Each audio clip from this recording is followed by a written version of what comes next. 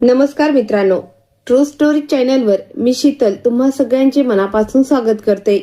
मित्रांनो, आजची गोष्ट एका गरीब मुलीची आहे, तिच्या संघर्षाची आहे आणि नात्यांसाठी अपमान सहन करणाऱ्या एका बापाच्या स्वाभिमानाची आहे. आपलीच माणसं जेव्हा गरिबीवरून आपला अपमान करतात, साध्या कपड्यांमुळे आपल्याला कमी लेखतात आणि भर लग्नातून बाहेर काढतात, तेव्हा मनाला खूप वेदना होतात.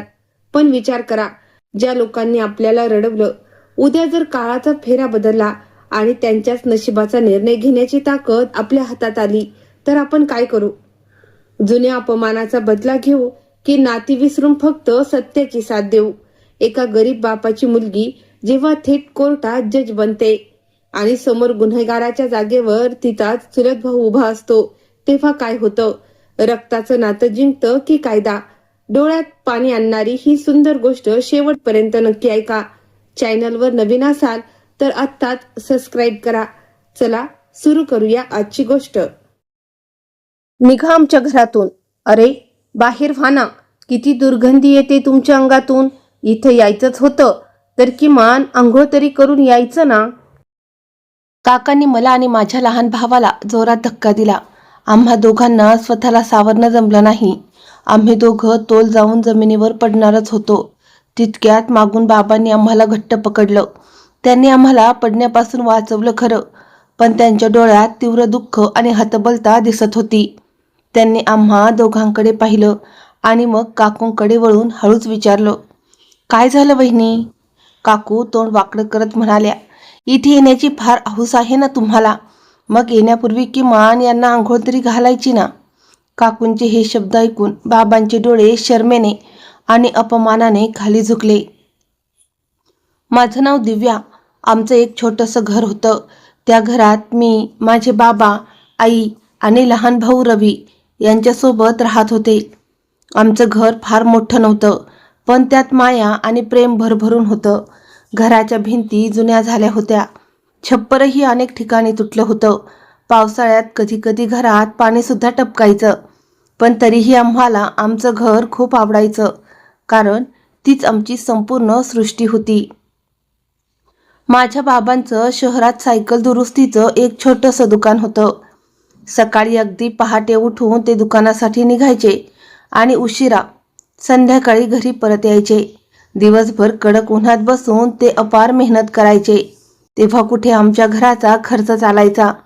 आमची आर्थिक परिस्थिती अजिबात चांगली नव्हती, पण बाबांनी कधीही आम्हाला त्यांच्या त्रासाची जाणीव होऊ दिली नाही.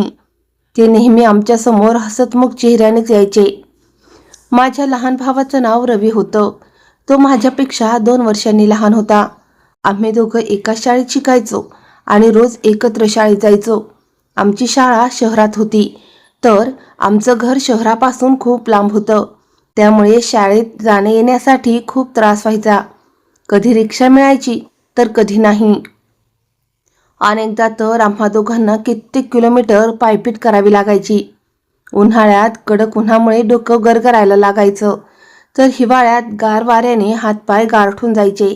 पण तरीही आम्ही दोघांनी कधी अभ्यास सोडला नाही, कारण बाबा नेहमी सांगायचे, गरिबीतून बाहेर पडण्याचा एकमेव सर्वात चांगला मार्ग म्हणजे शिक्षण. म्हणूनच कितीही संकट आली तरी आम्ही रोज नियमाने शाळेत जायचो. बऱ्याचदा वाटेत इतर मुलांना त्यांचे आई वडील गाडीतून सोडवायला यायचे. ते पाहून मन थोडं उदास व्हायचं, पण मग मी स्वतःचीच समजूत घालायचे की प्रत्येकाचं आयुष्य सारखं नसतं. आपण आपल्या कष्टांवर विश्वास ठेवला पाहिजे. एक दिवस बाबांच्या लहान भावाने आम्हाला त्यांच्या घरी बोलावलं. ही बातमी ऐकून बाबांना खूप आनंद झाला, कारण त्यांच्या लहान भावावर मनापासून प्रेम होते. त्यांनी त्याला नेहमी स्वतःच्या मुलासारखं मानलं होतं. लहानपणापासून आजपर्यंत प्रत्येक संकटात त्यांनी त्याला साथ दिली होती. म्हणूनच तिकडून कधीही बोलावणं आलं की बाबांना कधी नकार देता यायचा नाही. त्या दिवशी आईनं आमचे सगळ्यात चांगले कपडे कपाटातून बाहेर काढले. ते कपडे अगदी साधेच होते, पण मी ते स्वच्छ धुवून नीट इस्त्री करून आम्हा दोघांना घालायला दिले. आम्ही सगळे तयार होऊन काकांच्या घरी पोचलो. त्यांचं घर अतिशय मोठं आणि आलिशान होतं. उंच भिंती, मोठा दरवाजा, महागड्या गाड्या आणि आतमध्ये सर्व प्रकारच्या सुखसुविधा होत्या. ते घर आमच्या घरापेक्षा पूर्णपणे वेगळ्या जगातल्यासारखं वाटत होतं.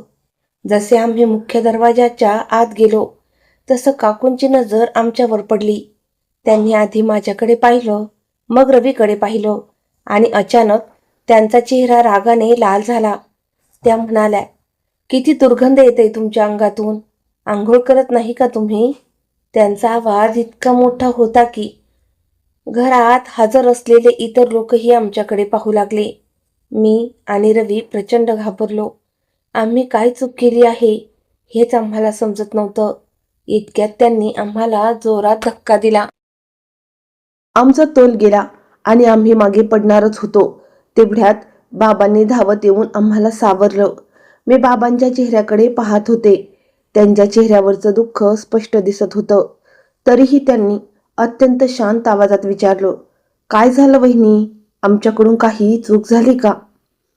काकूने आम्हाला तिरस्काराने पाहिलं आणि म्हणाल्या, आमच्या घरी येण्याची फार हौस आहे तुम्हाला, पण किमान आंघोळ करून तरी येत जा. किती घाण वास येतोय. तुम्ही लोकांनी पूर्ण घराचं वातावरण खराब करून टाकलं.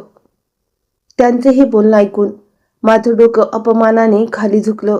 मी स्वतःचे कपडे सुंकून पाहिले, पण मला कोणताही दुर्गंध येत नव्हता. मला कळून चुकलं होतं की त्या केवळ आम्हाला कमी लेखण्यासाठी आणि अपमानित करण्यासाठी असं बोलत होत्या. माझ्या आईच्या डोळ्यात पाणी आलं, पण मी काहीच बोलले नाही. बाबाही शांत राहिले. त्यांच्या डोळ्यात स्पष्ट शरम दिसत होती. कदाचित त्यांना स्वतःसाठी नाही तर आमच्यासाठी वाईट वाटत होतं, कारण त्यांच्या मुलांचा विनाकारण अपमान केला जात होता. आईनं आमचा हात घट्ट पकडला आणि काहीही न बोलता ती आम्हाला तिथून परत घेऊन आली. पूर्ण रस्त्यात कोणीच काही बोललं नाही. घरी आल्यावरही घरात एक गूढ शांतता पसरली होती. मी वारंवार विचार करत होते की काकू आमचा इतका द्वेष का करतात? आम्ही त्यांचं काय बिघडवलं होतं? खरं तर यामागचं कारण खूप जुनं होतं. माझ्या बाबांनी त्यांच्या आवडीनं लग्न केलं होतं आणि हीच गोष्ट माझ्या आजोबांना अजिबात आवडली नव्हती. आजोबांची इच्छा होती की बाबांनी त्यांच्या पसंतीच्या मुलीशी लग्न करावं, पण बाबांनी आईची निवड केली आणि हीच गोष्ट आजोबांच्या मनात सलत राहिली. त्यांनी रागाच्या भरात आपली सर्व संपत्ती लहान मुलाच्या म्हणजेच माझ्या काकांच्या नावावर केली.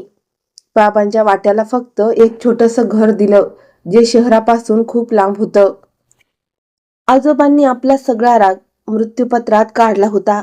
बाबांना वाटलं असतं तर ते कोर्टात लढू शकले असते, स्वतःचा हक्क मागू शकले असते, पण त्यांनी तसं काहीच केलं नाही. ते शांतपणे सगळं सोडून बाजूला झाले. त्यांनी कधी आजोबांशी वाद घातला नाही की लहान भावाबद्दल कोणती तक्रार केली नाही. पण त्यांच्या त्या निर्णयाची शिक्षा आज आम्ही सगळे भोगत होतो. आमच्याकडे पैशाची चणचण होती. आम्हाला छोट्या छोट्या गरजांसाठीही खूप विचार करावा लागायचा. दुसरीकडे काका आणि काकू अतिशय सुखाचे आणि आरामाचे आयुष्य जगत होते. माझ्या काकूंना पैशाचा आणि मोठ्या घराचा प्रचंड माज होता. त्या नेहमी आम्हाला आमच्या गरिबीची जाणीव करून द्यायच्या.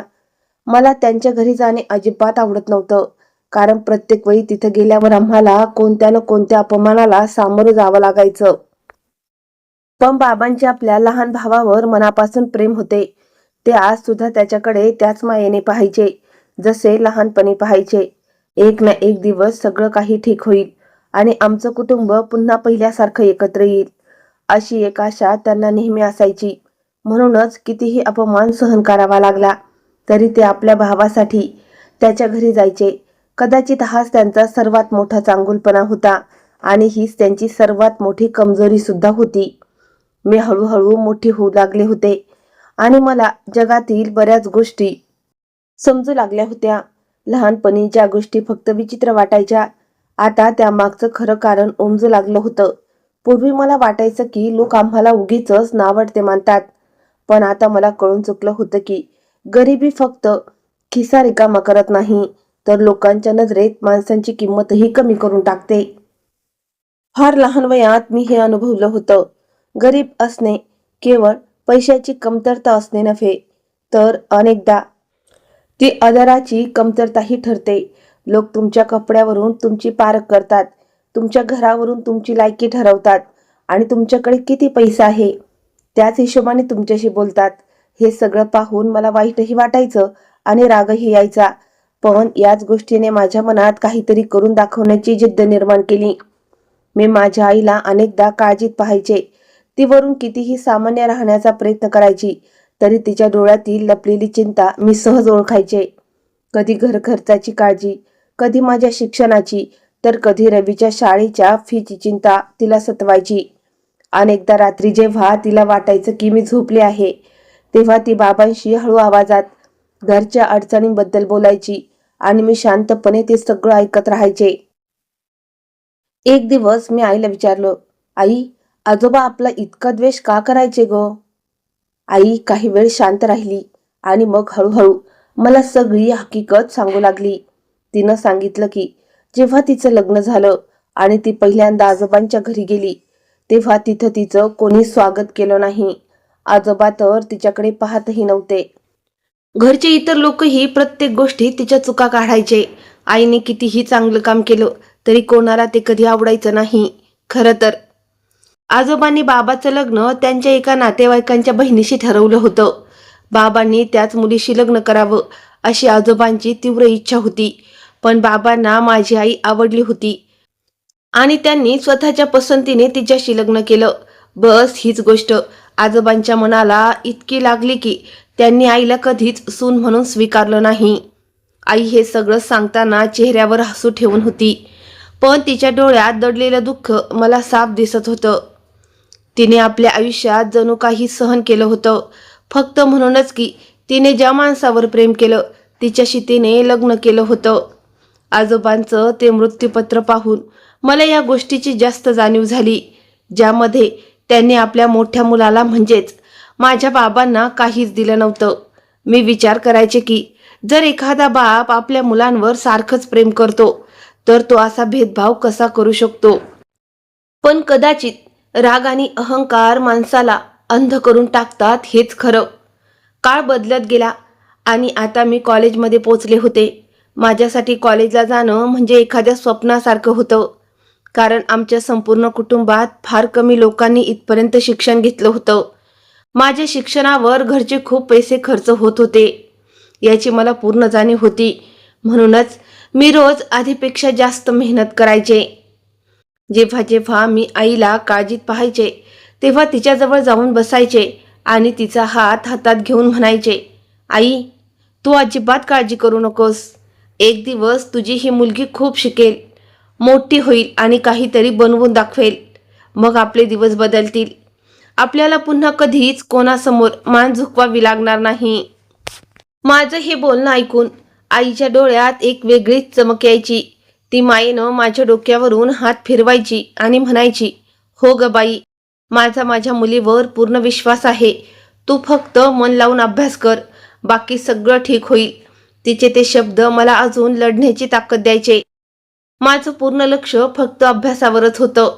मला उगीचच इकडे तिकडे फिरण्याची आवड नव्हती आणि फालतू गोष्टींमध्ये वेळ वाया घालवायलाही आवडत नव्हतं.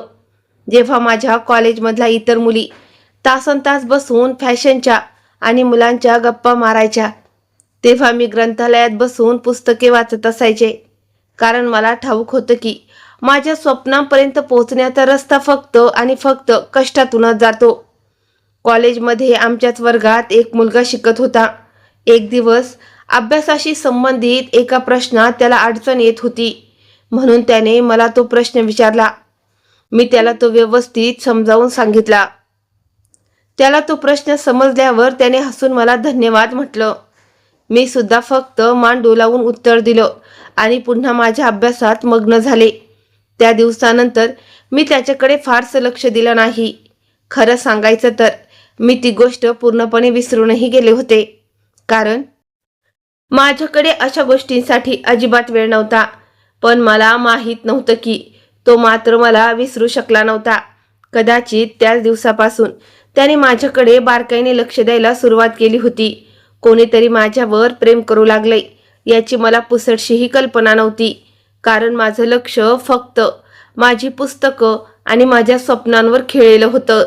मला फक्त एवढंच माहीत होतं की मला माझ्या कुटुंबाची परिस्थिती बदलायची आहे आणि त्यासाठी मला कोणत्याही परिस्थितीत यशस्वी व्हायचं आहे. हळूहळू दिवस सरकत राहिले. माझं आयुष्य एका नव्या वळणावर येऊन ठेपले याची मला अजिबात जाणीव नव्हती. आणि मग काही दिवसानंतर एक अशी गोष्ट घडली ज्याची मी कधी स्वप्नातही अपेक्षा केली नव्हती. त्या दिवशी मी कॉलेजमधून घरी परतले. नेहमीप्रमाणे आपल्या खोलीत जाऊन पुस्तकं काढून अभ्यासाला बसणारच होते. तितक्यात माझी नजर आईवर पडली. आज आईच्या चेहऱ्यावर एक वेगळाच आनंद ओसंडून वाहत होता. ती स्वयंपाकघरात काम करत होती आणि काम करता करता वारंवार स्वतःशीच हसत होती. मला थोडं विचित्र वाटलं, म्हणून मी आईजवळ गेले आणि विचारलं, आई, काय झालं ग? आज तू एवढी खुश का दिसत आहेस? माझं बोलणं ऐकून काम करता करता तिने माझ्याकडे पाहिलं आणि म्हणाली, दिव्या, तुझ्यासाठी एका खूप चांगल्या घरून लग्नाचं मागणं आलं आहे. तिचं ते बोलणं ऐकून मी काही क्षणासाठी शांतच झाले, कारण मी कधीच याविषयी विचारच केला नव्हता. मी आश्चर्याने विचारलं, कोण आहेत लोक ते? त्यावर आई म्हणाली, आपल्याच परिसरात राहतात, खूप चांगले लोक आहेत आणि त्यांचा मुलगा तुझ्याच कॉलेजमध्ये शिकतो म्हणे. हे ऐकताच माझ्या डोक्यात अचानक त्याच मुलाचा चेहरा आला, ज्याने काही दिवसापूर्वी मला अभ्यासाचा एक प्रश्न विचारला होता आणि नंतर धन्यवाद म्हटलं होतं. मला त्याचं नावही माहीत नव्हतं आणि मी कधी त्याच्याशी पुन्हा बोललेही नव्हते. पण न जाणे का त्याचा चेहरा माझ्या डोळ्यासमोर उभा राहिला. मी काही वेळ विचार करत राहिले, मग स्वतःला सावरलो आणि स्पष्ट शब्दात म्हणाले, आई, मला आत्ताच लग्न करायचं नाहीये. माझं हे उत्तर ऐकून आई थोडी थक्क झाली. तिने विचारलं, का ग, का नाही करायचं लग्न? मी कोणतीही भीती न बाळगता थेट म्हणाले, कारण मला अजून शिकायचं आहे. मला स्वतःच्या पायावर उभं राहायचं आहे, काहीतरी बनवून दाखवायचं आहे आणि सगळ्यात महत्त्वाची गोष्ट म्हणजे मला तुमच्यासाठी काहीतरी करायचं आहे. मी लहानपणापासूनच फक्त गरिबी पाहिली आहे आणि आता मला हे सगळं बदलायचं आहे. त्यामुळे सध्या लग्नाचा विचार करण्याचा माझा कोणताही विचार नाही. आई माझं बोलणं ऐकत राहिली आणि मग म्हणाली, पण बाळा, तुझ्या वयाच्या मुलींची तर लग्न झाली आहेत, काही जणी तर मुलांच्या आयाही झाल्या आहेत. तूही आता तुझ्या संसाराचा विचार करायला हवा. मी म्हणाले, आई, माझं आयुष्य म्हणजे फक्त लग्न नाहीये. माझीही काही स्वप्न आहेत आणि मला ती पूर्ण करायची आहेत. पण मी माझ्या निर्णयावर ठाम राहिले. त्यावर ती म्हणाली, तुझ्या काकांचा मुलगा राघव, त्याचंही लग्न ठरलंय ना? त्याचं वयही तुझ्या आसपासच आहे. तिचं ते बोलणं ऐकून मी दचकले. मी विचारलं, काय, राघवचं लग्न ठरलंय? तुला कसं माहीत? तेव्हा आई म्हणाली, त्याच्या लग्नाची पत्रिका आली आहे. पुढच्या महिन्यात लग्न आहे आणि आपल्या सगळ्यांना बोलावणं आलं आहे. हे ऐकताच माझ्या मनातील जुन्या जखमा पुन्हा ताज्या झाल्या. मला काकांचे ते शब्द आठवू लागले. त्यांनी आम्हाला घरातून धक्का देऊन बाहेर काढल्याचं आठवलं. त्यांनी उडवलेली आमची थट्टा आणि इतकी वर्ष आम्ही सहन केलेला तो अपमान डोळ्यासमोर उभा राहिला. मी लगेचच आईला म्हणाले, आपण तिथे जायचं नाही. माझं हे ऐकून आईनं विचारलं, पण का नाही जायचं? मी म्हणाले, कारण त्या लोकांनी आपल्याशी कधी चांगली वागणूक दिली नाही. त्यांनी नेहमी आम्हाला कमी लेखलं आहे, आमचा अपमान केला आहे. आता त्यांच्या मुलाचं लग्न आहे म्हणून त्यांनी फक्त दाखवण्यासाठी आम्हाला निमंत्रण दिलंय. मला तिथं अजिबात जायचं नाही. आई काही बोलणार इतक्यात बाबाही घरी आले आणि त्यांनी आमचं ते बोलणं ऐकलं. मग त्यांनी अत्यंत शांत आवाजात म्हटलं, दिव्या, काहीही असलं तरी तो माझा लहान भाऊ आहे. त्याने हक्कानं बोलावलं आहे तर आपण गेलंच पाहिजे. मी बाबांकडे पाहिलं आणि म्हणाले, पण बाबा, तुम्हाला आठवत नाही का त्यांनी आपल्याशी कसं वर्तन केलं होतं? किती वेळा त्यांनी आपला जाहीर अपमान केला, हे तुम्ही विसरलात का? जेव्हा आम्हाला आपल्या माणसांची सर्वात जास्त गरज होती तेव्हा याच लोकांनी आमच्याकडे पाठ फिरवली होती. माझ्या आवाजातलं दुःख स्पष्ट जाणवत होतं, पण बाबांनी तरीही चेहऱ्यावर एक हलकंसं हसू ठेवलं आणि म्हणाले, बाळा, नीती तोडून कोणाचाच फायदा होत नाही. त्यांनी बोलावलं आहे तर आपण जायला हवं. शेवटी ते आपलं कुटुंब आहे.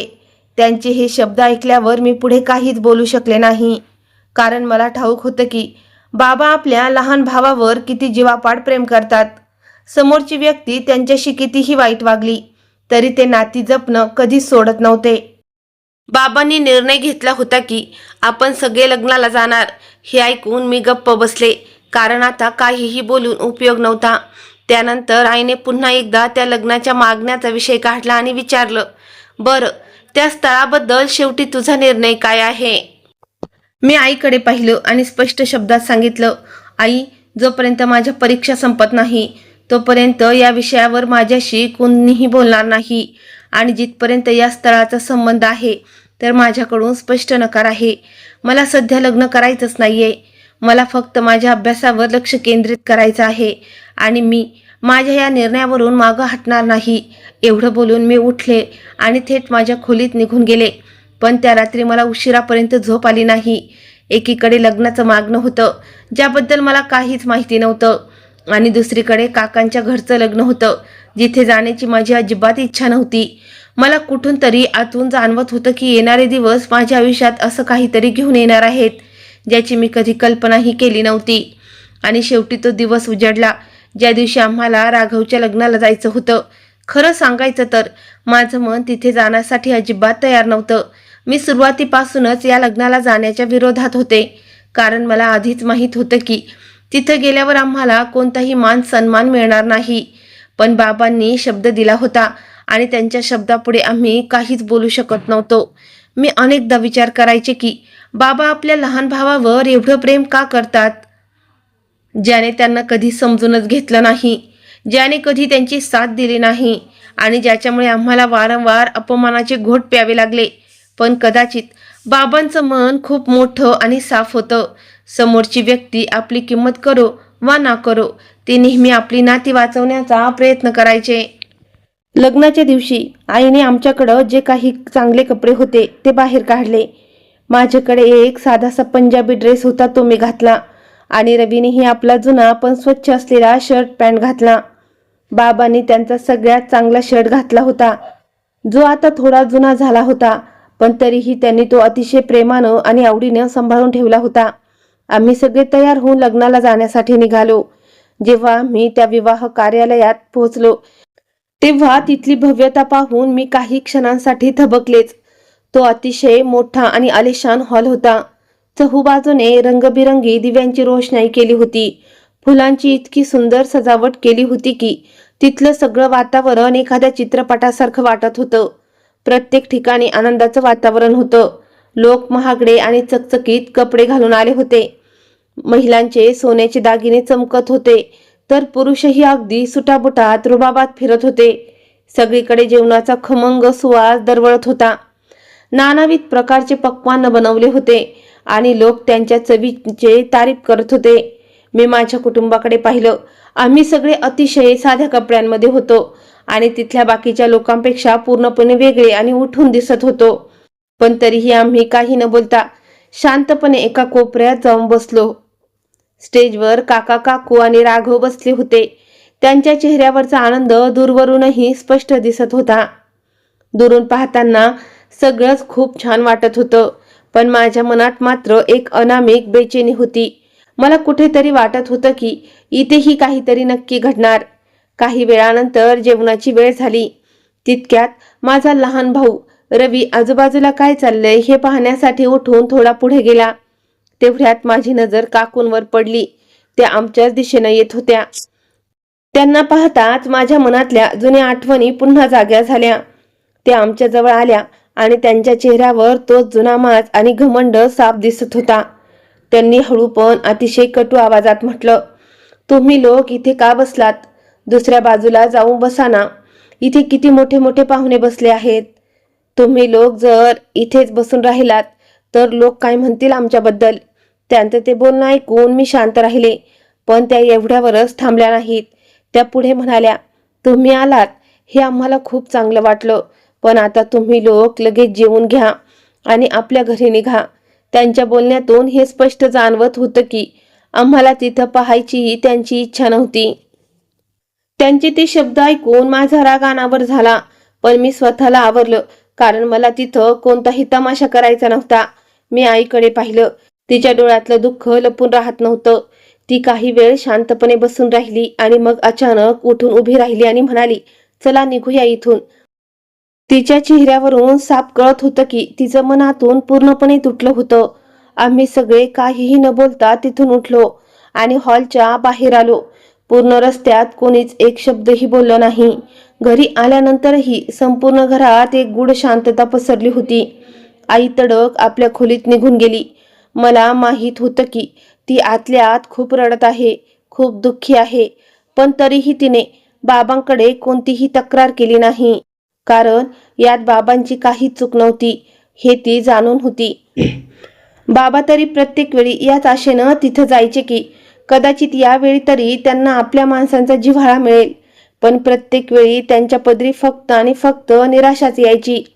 थोड्या वेळानं मी पाहिलं की बाबा घराबाहेर पायऱ्यांवर एकटेच बसले आहेत. त्यांच्या चेहऱ्यावरची उदासी आणि हतबलता स्पष्ट दिसत होती. मी हळूच पावले टाकत त्यांच्याजवळ जाऊन बसले.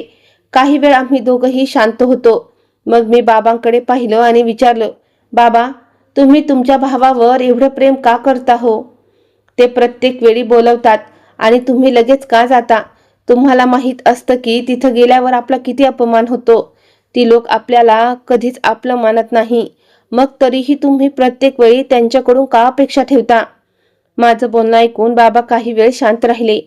त्यांनी आकाशाकडे पाहिलं आणि मग एका छोट्याशा हसून म्हणाले, दिव्या, कारण तो माझा लहान भाऊ आहे. लहानपणी आम्ही दोघं एकत्र मोठे झालो, एकत्र खेळलो आणि एकाच ताटात जेवलो. मग मी त्याला कसा विसरू ग बाळा? माणूस कितीही बदलला तरी मनातील नात्यांची जागा कधीच संपत नाही. मी बाबांचं बोलणं ऐकत होते, पण माझ्या मनात मात्र प्रचंड राग आणि दुःख होतं. मी म्हणाले, पण बाबा, नाती कधीच एका बाजूने जपायची नसतात. समोरची व्यक्ती जर वारंवार तुम्हाला नाकारत असेल, तुमचा अपमान करत असेल, तर किती काळ त्यांच्या मागे धावायचं? तुमच्या डोळ्यात आज जे दुःख दिसतंय ते मी पहिल्यांदाच पाहिलेलं नाही. प्रत्येक वेळी असंच घडतं आणि प्रत्येक वेळी तुम्ही शांत बसता. माझं हे बोलणं ऐकून बाबांनी माझ्या डोक्यावरून मायेने हात फिरवला आणि म्हणाले, बाळा, आयुष्यात द्वेष करणं खूप सोपं असतं, पण प्रेम टिकवून ठेवणं खूप कठीण असतं. मला माझ्या भावासारखं बनायचं नाहीये. तो जर मला समजून घेऊ शकला नाही तर याचा अर्थ असा नाही की मी सुद्धा त्याच्यावरचं प्रेम सोडून द्यावं. त्यांचे हे शब्द ऐकून माझे डोळे भरून आले, कारण त्या क्षणी मला जाणीव झाली की माझे बाबा पैशाने गरीब असतील, पण मनाने खूप श्रीमंत माणूस होते. कदाचित म्हणूनच हे स्वार्थी जग त्यांना कधी समजून घेऊ शकलं नाही. पण त्या दिवसानंतर माझ्या मनात त्यांच्याबद्दलचा आदर आधीपेक्षा कितीतरी पटीने वाढला. मी मनाशीच एक पक्का निश्चय केला की मी एक दिवस इतकी यशस्वी होऊन दाखवेन की कोणत्याही माणसाची माझ्या बाबांना कमी लेखण्याची किंवा लहान समजण्याची हिंमत होणार नाही. त्या दिवसानंतर मी आधीपेक्षा दुप्पट वेगाने मेहनत करायला सुरुवात केली. लग्न कार्यात जो अपमान झाला होता त्याने मला आतून पूर्णपणे हलवून सोडलं होतं आणि मनोमन ठरवलं होतं की आता मला माझं नशीब बदलायचं आहे. आता माझं लक्ष फक्त आणि फक्त अभ्यासावर होतं. माझा वेळ वाया घालू शकणाऱ्या प्रत्येक गोष्टीपासून मी स्वतःला लांब ठेवलं. माझ्यासाठी आता फक्त एकच गोष्ट सर्वात महत्त्वाची होती, ती म्हणजे माझं स्वप्न पूर्ण करणं. वेळ हळूहळू पुढे सरकत गेला आणि अखेर माझ्या परीक्षा आल्या. मी दिवस रात्र एक करून परीक्षेची तयारी केली होती. अनेकदा असं व्हायचं की अभ्यास करता करता रात्रीचे 2-3 वाजून जायचे तरी मी जागीच असायचे आणि पुन्हा सकाळी लवकर उठून पुस्तके घेऊन बसायचे. माझ्या या अपार कष्टाचं फळ मला निकालाच्या दिवशी मिळालं. जसा कॉलेजचा निकाल जाहीर झाला तसा संपूर्ण कॉलेजला एक मोठा धक्का बसला, कारण मी पूर्ण कॉलेजमध्ये पहिली आले होते. जेव्हा मला ही बातमी समजली तेव्हा काही क्षणांसाठी माझा स्वतःवरचा विश्वास बसत नव्हता. माझ्या डोळ्यातून आनंदाश्रू वाहू लागले, कारण हे यश फक्त माझं नव्हतं तर माझ्या संपूर्ण कुटुंबाचं स्वप्न होतं. मी धावत घरी पोचले आणि सगळ्यात आधी ही आनंदाची बातमी आई आणि बाबांना सांगितली. माझं बोलणं ऐकून दोघांच्याही डोळ्यात आनंदाचं पाणी आलं. रवी तर आनंदाने उड्याच मारायला लागला. तो सारखा म्हणत होता, माझी दीदी सगळ्यात हुशार आहे, माझी दीदी सगळ्यात पुढे गेली. त्या दिवशी आमच्या त्या छोट्याशा घरात जो आनंद होता तो शब्दात सांगणं कठीण आहे. कॉलेजकडून मला पुढील शिक्षणासाठी शिष्यवृत्ती सुद्धा मिळाली होती. ही आमच्यासाठी खूप मोठी गोष्ट होती, कारण यामुळे पुढच्या शिक्षणाचा आर्थिक भार आता कमी झाला होता. त्याच दिवशी मी माझ्या कुटुंबासमोर माझी पुढची इच्छा व्यक्त केली. मी म्हणाले, मला आता जज व्हायचं आहे आणि मी कष्टाने हे स्वप्न नक्की पूर्ण करेन. माझं हे स्वप्न ऐकून आई बाबांना खूप आनंद झाला आणि त्याच दिवसापासून मी जज बनण्याची पूर्वतयारी सुरू केली. आता माझ्या आयुष्याचा फक्त एकच हेतू होता आणि तो म्हणजे माझं स्वप्न सत्यात उतरवणं.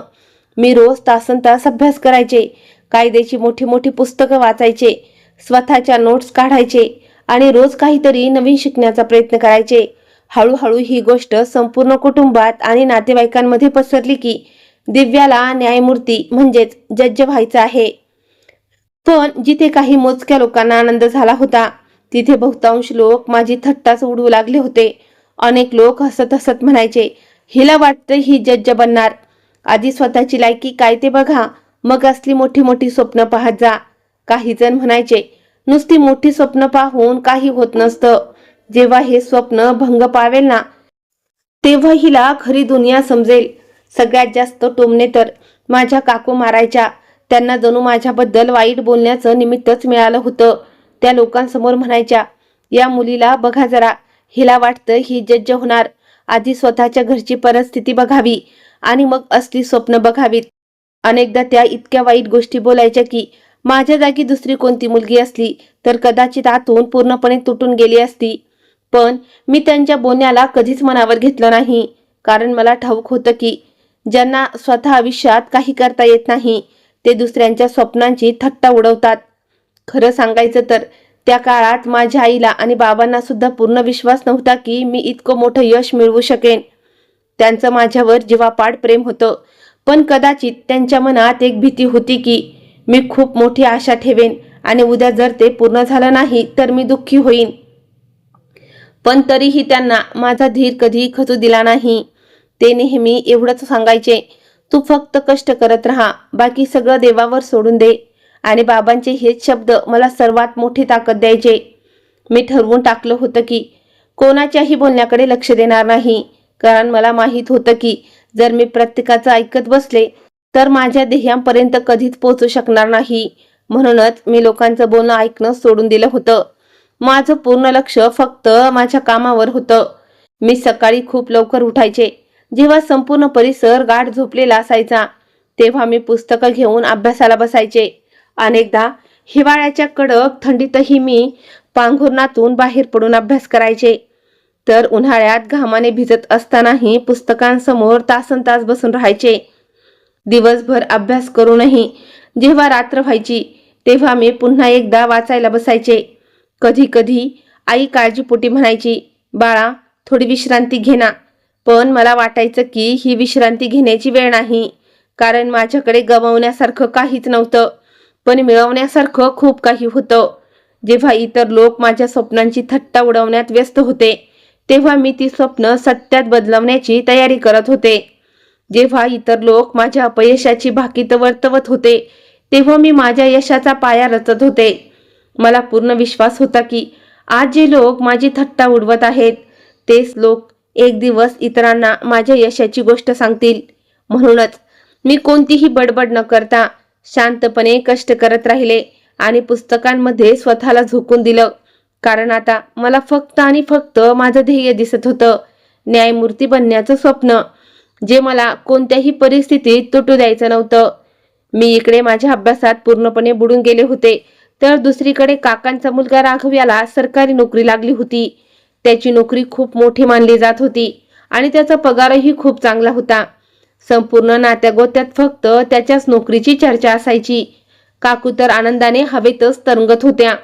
त्यांना आपल्या मुलाचा इतका मात चढला होता की त्या जिथे जातील तिथे फक्त आणि आजूबाजूला त्याच्याच गप्पा असायच्या. एखाद्या लग्नात गेल्या तरी राघवचे कौतुक, नातेवाईकांकडे गेल्या तरी राघवची स्तुती आणि घरी एखादा पाहुणा आला तरी फक्त राघवच्याच गोष्टी. त्यांच्याकडे जणू दुसरा कोणताही विषय उरला नव्हता. त्या वारंवार कौतुकाने सांगायच्या, माझ्या मुलासारखा कोणीच नाही. माझ्या मुलाने संपूर्ण घराण्याचं नाव उज्ज्वल केलंय. त्याच्या पुढे आता कोणीच जाऊ शकत नाही. बघा किती मोठी नोकरी आहे त्याची, किती मोठा पगार आहे. लोक तरसतात अशी नोकरी मिळवण्यासाठी. त्यानंतर त्या माझ्याकडे बोट दाखवून हसायच्या आणि म्हणायच्या, काही लोकांना तर नुसती मोठी मोठी स्वप्न पाहण्याची सवयच असते. कोणी म्हणे न्यायमूर्ती बनायला निघालय. अरे, आमच्या संपूर्ण खानदानात आजपर्यंत कोणी साधा कोर्टाचा कारकून झाला नाही, तर ही थेट जज बनणार. मला तर त्या दिवसाची उत्सुकता आहे, जेव्हा हिचे हे सगळे फुगे फुटतील. तेव्हा बघायला खूप मजा येईल. त्यांचे हे टोमणे ऐकून मला खूप वाईट वाटायचं, पण मी कधीच त्यांच्यासमोर एक शब्दही बोलले नाही. कारण मला माहीत होतं की वाद घालून मी फक्त माझा वेळ वाया घालवीन. मी हेही जाणून होते की लोकांना शब्दाने नाही तर आपल्या यशाने उत्तर दिलं पाहिजे. म्हणूनच मी गप्प राहून आपली मेहनत करत राहिले. मी माझी संपूर्ण ताकद अभ्यासात पणाला लावली होती. आता माझ्या आयुष्यातील प्रत्येक दिवस एकाच साच्यात चालला होता. सकाळी लवकर उठणे, अभ्यास करणे, नोट्स काढणे, जुन्या प्रश्नपत्रिका सोडवणे आणि पुन्हा रात्री उशिरापर्यंत पुस्तकांमध्येच गढून जाणे. अनेकदा तर मला वेळेचं भानही राहायचं नाही. जेव्हा अभ्यास करून मान वर करायचे आणि घड्याळाकडे पाहायचे, तेव्हा मध्यरात्र उलटून गेलेली असायची. पण तरीही मला थकवा जाणवायचा नाही, कारण माझ्या मनात ध्येयाची आग धगधगत होती. हळूहळू दिवस सरकत राहिले आणि पाहता पाहता पूर्ण 2 वर्ष निघून गेली. या 2 वर्षात मी ना कोणत्याही नातेवाईकांशी संबंध ठेवला, ना लोकांच्या बोलण्याची पर्वा केली. मी फक्त माझं ध्येय डोळ्यासमोर ठेवलं आणि त्याच दिशेनं चालत राहिले. आणि अखेर तो दिवस उजडला, ज्या दिवशी माझी ती मोठी परीक्षा होती. परीक्षा देऊन जेव्हा मी केंद्राबाहेर आले, तेव्हा माझ्या मनाला एक वेगळंच समाधान होतं, कारण मी माझ्या बाजूनं प्रामाणिकपणे अपार कष्ट केले होते. मी जे काही वाचलं होतं त्यातील बहुतांश प्रश्न परीक्षेत आले होते आणि माझा पेपर खूप छान गेला होता. पण आता सगळं काही करून झालं होतं. आता फक्त निकालाची प्रतीक्षा होती आणि ती वाट पाहण्याची वेळ सगळ्यात कठीण असते. मी रोज देवाकडे प्रार्थना करायचे आणि स्वतःची समजूत घालायचे की जे होईल ते चांगलंच होईल. याच दरम्यान संपूर्ण कुटुंबात एका नव्या बातमीने खळबळ उडवून दिली, ज्याने सगळ्यांना धक्का बसला. अशी बातमी आली की काकांचा मुलगा राघव याच्यावर लाचलुचपत आणि भ्रष्टाचाराचा गुन्हा दाखल झाला आहे. सुरुवातीला कोणालाच यावर विश्वास बसला नाही, कारण काकांनी नेहमी आपल्या मुलाला जगातील सगळ्यात प्रामाणिक आणि गुणी मुलगा म्हणून लोकांसमोर आणलं होतं. पण आता ही गोष्ट पोलीस आणि कोर्टापर्यंत पोहोचली होती. संपूर्ण नात्यात आता याच विषयाशी कुजबूज सुरू झाली होती. तरीही काका ही गोष्ट सर्वांपासून लपवण्याचा टोकाट प्रयत्न करत होते. त्या नेहमी प्रत्येकाला सांगायचे की त्यांच्या मुलाला विनाकारण अडकवलं जातंय आणि तो पूर्णपणे निष्पाप आहे. पण लोक सगळं काही ओळखून होते, कारण धूर तिथेच निघतो जिथे कुठेतरी आग लागलेली असते. ज्या लोकांसमोर त्या कधी काळी गर्वाने मान उंचावून फिरायच्या, आता त्याच लोकांसमोर त्यांचा आवाज मवाळ झाला होता. जरी त्या आपली जुनी सवय पूर्णपणे सोडत नव्हत्या, तरी त्यांच्या चेहऱ्यावरची भीती आणि काळजी मात्र लपून राहत नव्हती. दुसरीकडे मी माझ्या निकालाची चातकासारखी वाट पाहत होते. रोज सकाळी उठल्यावर माझ्या मनात एकच प्रश्न यायचा की अखेर निकाल कधी लागणार. मी माझं सर्वस्व पणाला लावलं होतं. आता सगळा निर्णय देवाच्या आणि नशिबाच्या हातात होता. आई सुद्धा रोज मंदिरात जाऊन माझ्यासाठी नवस करायची, प्रार्थना करायची. बाबावरून शांत दिसत असले तरी मी जाणून होते की तेही आतून तितकेच बेचैन झाले होते जितकी मी होते. रवी तर रोज मला विचारायचा, दीदी निकाल कधी येणार ग? आणि प्रत्येक वेळी मी हसून सांगायचे, लवकरच येईल बाळा. पण खरं तर माझंही काळीच धडधडत होतं, कारण हा फक्त एक निकाल नव्हता, तर माझ्या स्वप्नांचा अंतिम फैसला होता. माझी इतक्या वर्षांची तपश्चर्या मला कोणत्या वळणावर घेऊन जाणार हे यावरून ठरणार होतं. एकीकडे राघवचं प्रकरण कोर्टापर्यंत पोहोचलं होतं आणि त्याच्या भविष्यावर प्रश्नचिन्ह निर्माण झालं होतं, तर दुसरीकडे मी माझ्या आयुष्यातील सगळ्यात मोठ्या निर्णयाची वाट पाहत होते. वेळ जणू थांबल्यासारखा वाटत होता आणि आता सर्वांच्या नजरा येणाऱ्या दिवसांवर खिळल्या होत्या, कारण खूप लवकरच एक असा दिवस येणार होता जो अनेकांचे आयुष्य कायमचे बदलून टाकणार होता. आणि अखेर तो दिवस उजाडलाच, ज्याची मी कित्येक वर्षापासून वाट पाहत होते. पूर्ण 1 महिन्याच्या प्रदीर्घ प्रतीक्षेनंतर आज माझा निकाल जाहीर होणार होता. त्या दिवशी सकाळपासूनच माझे हातपाय थरथरत होते, छातीची धडधड इतकी वाढली होती की जणू काळीच बाहेर पडेल. मी वारंवार इंटरनेटवर निकालाची वेबसाईट उघडून पाहत होते आणि पुन्हा बंद करत होते. अखेर निकाल स्क्रीनवर आला. मी धडधडत्या अंतकरणाने माझा अनुक्रमांक शोधला आणि जो क्रमांक मला दिसला त्यावर काही क्षणांसाठी माझा विश्वासच बसेना. मी डोळे चोळून स्क्रीनकडे पुन्हा पुन्हा पाहत होते, कारण जे माझ्या डोळ्यांसमोर होतं ते एखाद्या स्वप्नापेक्षा कमी नव्हतं. मी उत्तीर्ण झाले होते. मी जज बनले होते. माझ्या कित्येक वर्षांचे कष्ट आज फळाला आले होते. माझे संघर्ष, माझे अश्रू, रात्री जागून केलेला अभ्यास, आज सगळं काही यशस्वी झालं होतं. त्या क्षणी माझ्या डोळ्यातून घळाघळा अश्रू वाहू लागले. पण हे आनंदाश्रू होते. मला वाटलं असतं तर मी त्याच वेळी धावत घरी गेले असते आणि आई बाबांना मिठी मारून ही आनंदाची बातमी सांगितली असती. पण मी तसं केलं नाही. मी ही गोष्ट कुणालाच सांगितली नाही, अगदी माझ्या घरच्यांना सुद्धा नाही. कारण मला ठाऊक होतं की अवघ्या 2 दिवसानंतर कोर्टात अशी गोष्ट घडणार आहे जी सर्वांचं आयुष्य बदलून टाकणार आहे. खरं तर 2 दिवसानंतर राघवच्या केसचा अंतिम निकाल जाहीर होणार होता आणि ज्या न्यायाधीशांसमोर ही केस चालत होती ते निवृत्त होणार होते. त्यांच्या जागी एका नव्या न्यायाधीशांची नेमणूक होणार होती. पण ही गोष्ट खूप कमी लोकांना माहीत होती. म्हणूनच मी तोपर्यंत शांत राहण्याचा निर्णय घेतला. ते 2 दिवस कसे बसे सरकले आणि अखेर तो दिवस आला ज्या दिवशी राघवच्या केसची अंतिम सुनावणी होती. तिकडे काका आणि काकू प्रचंड घाबरले होते, कारण त्यांना आपल्या मुलाच्या भविष्याची चिंता सतावत होती. काकांनी आधीच्या न्यायाधीशांपर्यंत कशी तरी ओळख काढून त्यांना मोठी लाचही दिली होती, जेणेकरून निकाल त्यांच्या मुलाच्या बाजूने लागावा. पण काकांना हे माहीत नव्हतं की ते न्यायाधीश आता या केसचा निकाल देणारच नाहीत, कारण त्यांचा कार्यकाळ संपला होता आणि त्यांच्या जागी नवीन न्यायाधीशांची नियुक्ती झाली होती. त्या सकाळी काकांच्या चेहऱ्यावर पहिल्यांदाच एक अनामिक भीती साफ दिसत होती. ते थेट आमच्या घरी आले आणि बाबांना म्हणाले, भावा, आज राघवच्या केसचा निकाल आहे. मी खूप काळजीत आहे. तू माझ्यासोबत कोर्टात चल ना. मला तिथे एकट्याला कसं तरीच होतंय. त्यांच्या आवाजातली घबराट स्पष्ट जाणवत होती. बाबांचं मन तर सुरुवातीपासूनच खूप मऊ होतं. समोरच्याने त्यांच्याशी कितीही वाईट वर्तन केलं असलं तरी त्यांनी आपल्या भावाचा कधी द्वेष केला नव्हता. म्हणूनच त्यांनी लगेचच काकांसोबत जाण्याची तयारी दर्शवली. आईच्या मनातही धाकधूक चालली होती आणि मी शांतपणे हे सगळं पाहत होते. माझे कित्येक नातेवाईक कोर्टात जमा झाले होते. काकू वारंवार देवाचं नाव घेत रडविली झाली होती आणि काका बेचैन होऊन इकडे तिकडे पाहत होते. सगळेजण नवीन न्यायाधीश येण्याची वाट पाहत होते. काही वेळातच न्यायालयाचा मुख्य दरवाजा उघडला आणि कोर्टातील शिपायाने पुकार दिला. त्यासोबत कोर्टात उपस्थित असलेले सर्व लोक आपापल्या जागेवरून आदराने उभे राहिले. मी जशी आत आले आणि न्यायमूर्तींच्या मुख्य खुर्चीवर जाऊन बसले, तसं संपूर्ण कोर्टात एक गूढ सन्नाटा पसरला. काही क्षणांसाठी कोणाचाच आपल्या डोळ्यांवर विश्वास बसत नव्हता की समोर न्यायमूर्तीच्या वेशातील खुर्चीवर बसलेली मुलगी ही दुसरी तिसरी कोणी नसून तीच दिव्या आहे, जिचा कधी काळी लोक गरीब म्हणून उपहास करायचे, जिच्या बरोबरीने बसणं नातेवाईकांना कधी आवडायचं नाही आणि ज्या दिव्याला तिचे काका काकू प्रत्येक वेळी अपमानास्पद वागणूक द्यायचे.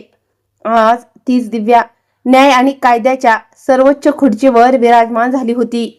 काका आणि काकूंचे डोळे विस्फारले गेले होते.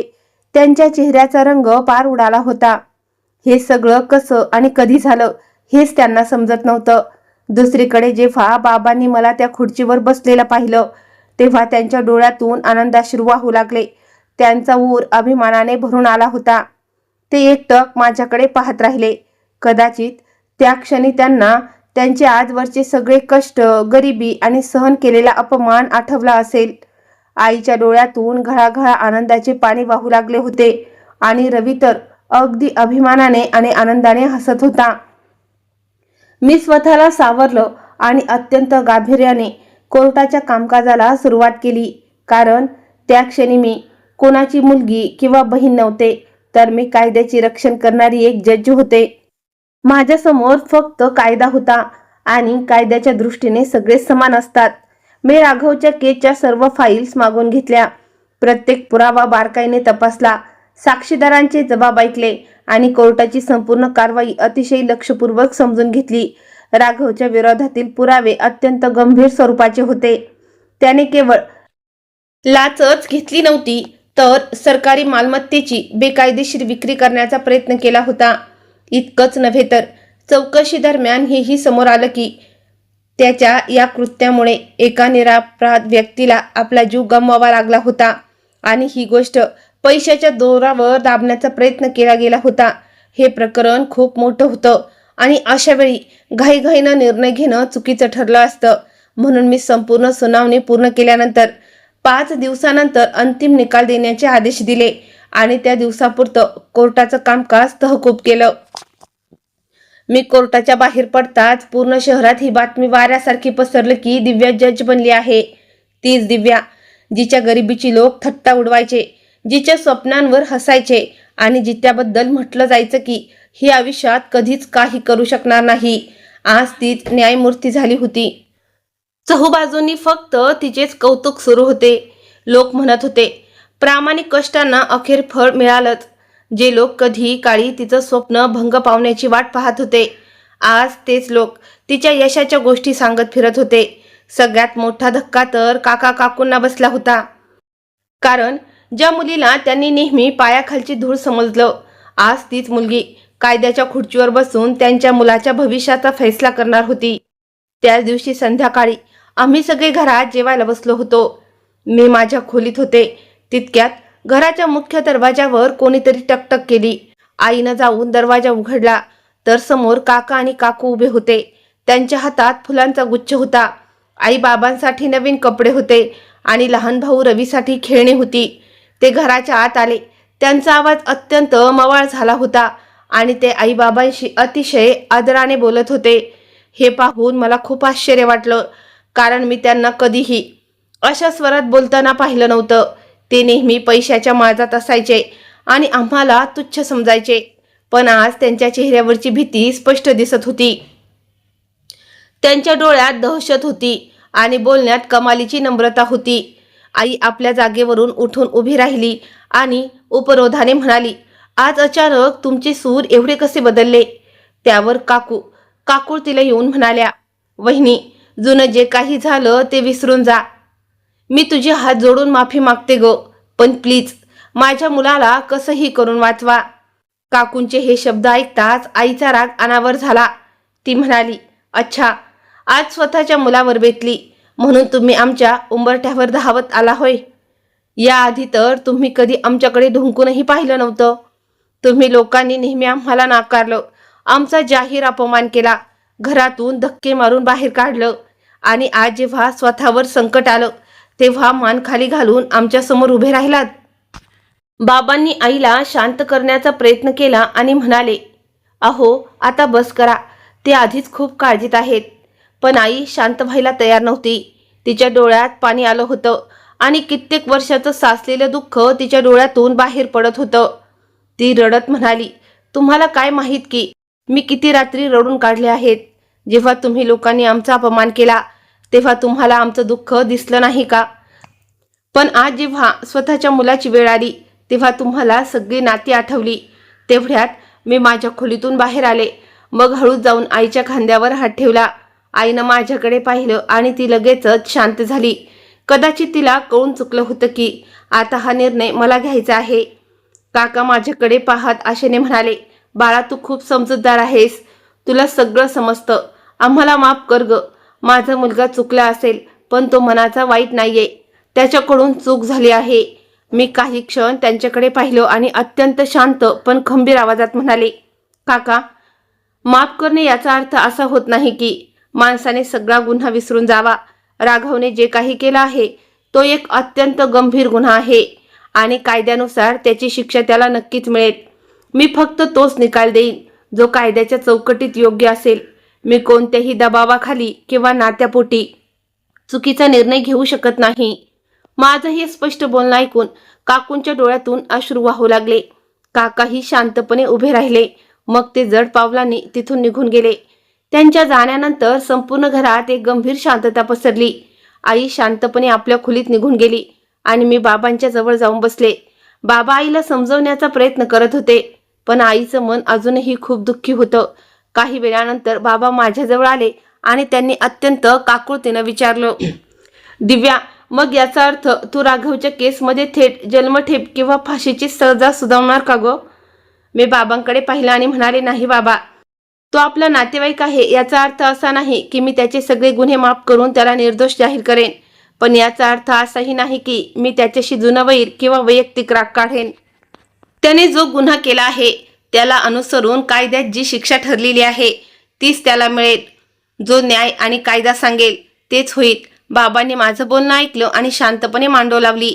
त्या रात्री मी माझ्या खोलीत आले, पण माझ्या डोळ्यातून झोप पार उडाली होती.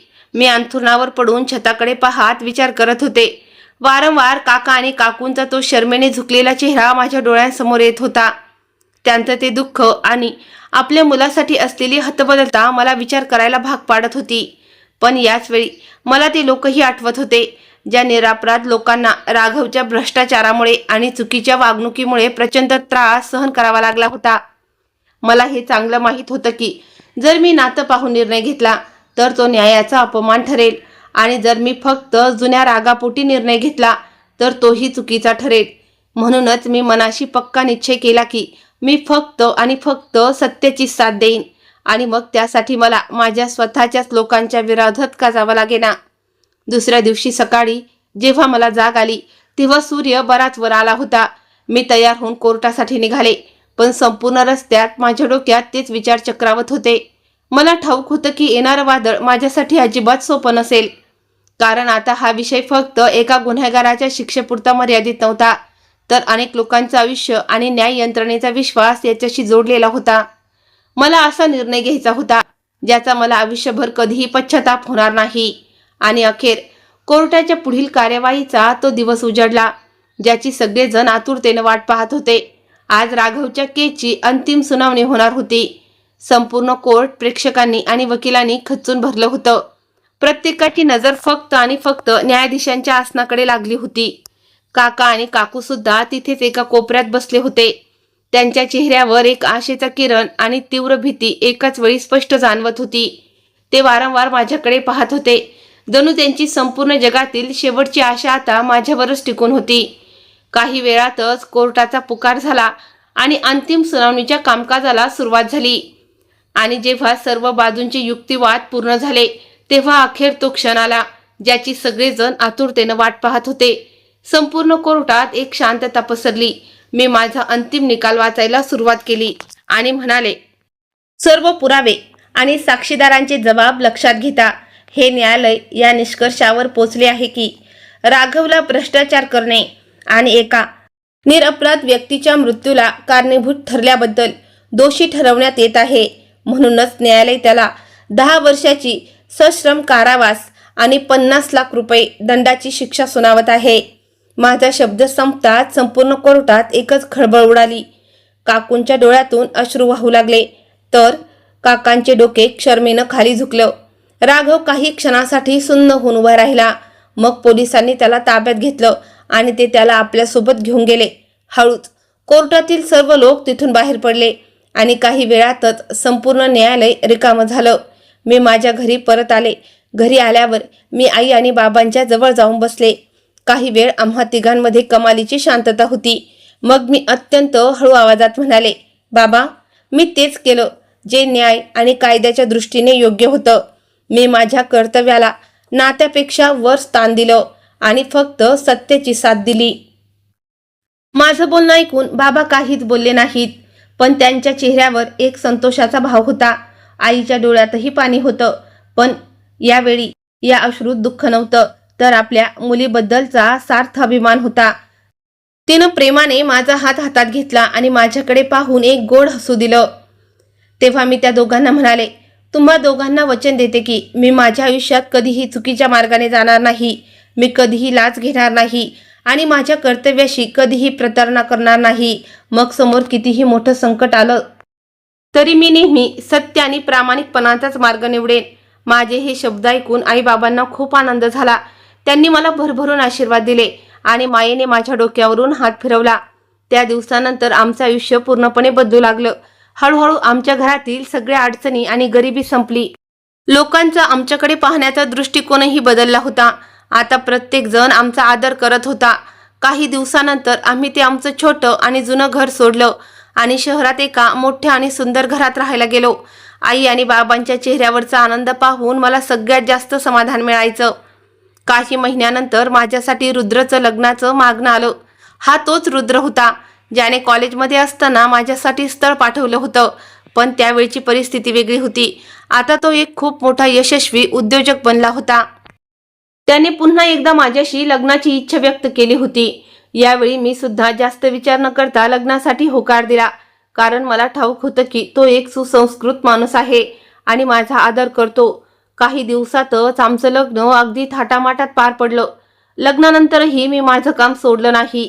मी पूर्वीसारख्या कष्टाने आणि प्रामाणिकपणाने कोर्टात माझं कर्तव्य बजावत राहिले. रुद्रने मला नेहमीच साथ दिली. त्याने मला कधीही थांबवण्याचा प्रयत्न केला नाही. उलट प्रत्येक पावलावर माझा धीर वाढवला. मी माझ्या पगारातील एक हिस्सा नेहमी माझ्या आईला आणून द्यायचे, कारण मी हे चांगल्या प्रकारे जाणून होते की आज मी ज्या पदावर आहे ती फक्त आणि फक्त माझ्या आईबाबांच्या कष्टामुळेच आहे. आता आई आणि बाबा खूप सुखाचे आणि समाधानाचे आयुष्य जगत होते. रुद्रही माझ्यावर खूप प्रेम करायचा आणि माझ्या प्रत्येक निर्णयाचा आदर करायचा. आमचा संसार अगदी आनंदात चालला होता आणि वेळेसोबत आमच्या घरातील आनंद अजूनच वाढत गेला. आयुष्याने मला खूप मोठी शिकवण दिली होती. पैसा माणसाची परिस्थिती बदलू शकतो, पण माणसाची खरी ओळख ही त्याच्या चारित्र्यावरून आणि प्रामाणिकपणावरूनच होते. एखाद्या माणसाकडे अफाट पैसा असेल, पण जर त्याच्या मनात सत्य नसेल तर तो कधीच खरा आनंदी होऊ शकत नाही. पण जो माणूस आपलं कर्तव्य आणि इनामदारी जपतो तोच आयुष्यात खरा यशस्वी होतो. मी दररोज देवाचे आभार मानते की त्याने मला प्रत्येक कठीण प्रसंगात योग्य वाट दाखवली आणि हे समजावलं की माणसाने आपल्या कर्तव्याशी कधीही गद्दारी करू नये, कारण शेवटी विजय नेहमी सत्य आणि प्रामाणिकपणाचाच होतो. मित्रांनो, दिव्याच्या या संपूर्ण कहाणीवरून आपल्याला एक खूप मोठी शिकवण मिळते. पैसा आज आहे तर उद्या नाही. परिस्थिती बदलत राहते, पण माणसाची खरी ओळख ही त्याच्या चांगल्या चारित्र्यावरून आणि प्रामाणिकपणावरून होते. अफाट पैसा असूनही जर मनात कपट असेल तर माणूस कधीच सुखी होऊ शकत नाही. पण जे लोक कठीण काळातही आपली इनामदारी सोडत नाहीत, शेवटी विजय त्यांचाच होतो. तर मित्रांनो, कशी वाटली आजची ही हृदयस्पर्शी गोष्ट? दिव्याने घेतलेला निर्णय तुम्हाला योग्य वाटला का? मला खाली कमेंट करून नक्की सांगा. तुमच्या मनाला ही गोष्ट भिडली असेल तर व्हिडिओला एक लाईक नक्की करा आणि आपल्या ट्रू स्टोरी चॅनलला अजून सबस्क्राईब केलं नसेल तर आत्ताच सबस्क्राईब करा. तुमच्या मित्रांसोबत हा व्हिडिओ नक्की शेअर करा.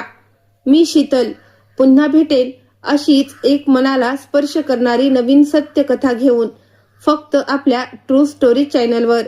तोपर्यंत आपली आणि आपल्या कुटुंबाची काळजी घ्या. धन्यवाद.